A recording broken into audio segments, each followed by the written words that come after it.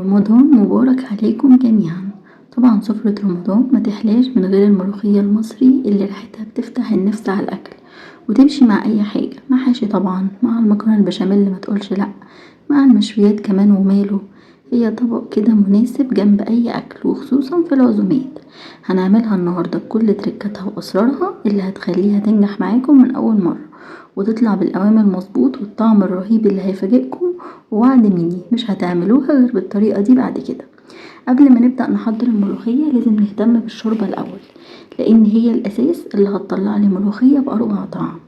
وعشان كده هحط مع الفراخ وهي بتتسلق بصلة وطماطماية وكمان جزراية، ومعاهم بقى 2 ورق لورا و2 حبهان والفلفل الأسود. ولما الفراخ تدخل في السوا هزود الملح بتاعي وبس كده. هتطلع معاكم شوربة لذيذة جدا ورايقة، تطلع لي أحلى طبق ملوخية. هنبدأ هنا في تحضير الملوخية. أنا استخدمت الملوخية المجمدة حوالي نص كيس، ولو كانت فكة معانا هتكون أحسن، بس عشان أنا مستعجلة حطيتها في الحلة على طول، ونزلت عليها ب3 كبشات شوربة. ولازم هنا تكون الشوربة بتغلي عشان الملوخية تفك بسرعة. ولو حسيتوا ان الملوخية تقيلة ممكن نخففها بشوية شوربة، بس بلاش نزودها كتير، عشان الملوخية لو تقيلة نقدر نخففها بسهولة، اما لو طلعت معانا خفيفة هيبقى صعب جدا نتقلها. هقلبها شوية، وأول ما الشوربة تبدأ تغلي هحط عليها نص مكعب مرقة، وأنا بفضل مرقة الخضروات بتدي طعم مميز جدا. كمان هزود ربع معلقة صغيرة من السكر. السكر هنا هينقل الطبق ده في حتة تانية خالص. ربع معلقة صغيرة، ما تكتروش عن كده. وفصين توم مفرومين فريش. نقلب بقى وهنسيبها على نار متوسطة. دوقوا الملح، لو حسيتوا ان هي محتاجة ممكن نزود لها شوية.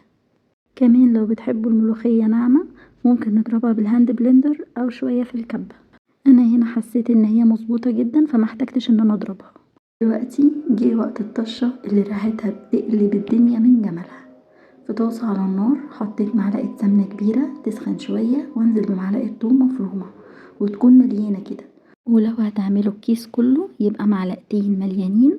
وهقلبها شوية وبعدين انزل بنص الكمية كزبرة مطحونة. يعني لو هتعملوا معلقتين توم يبقى معلقة كزبرة. انا هنا عاملة معلقة توم واحدة فحطيت نص معلقة كزبرة.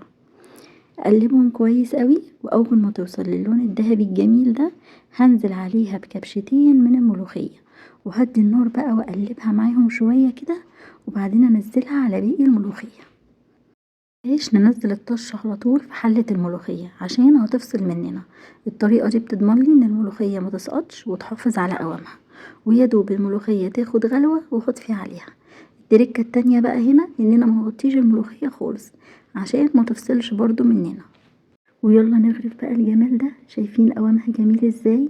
لونها اخضر ما اتغيرش خالص زي ما هي، وريحتها مش قادرة اقولكم على جمالها.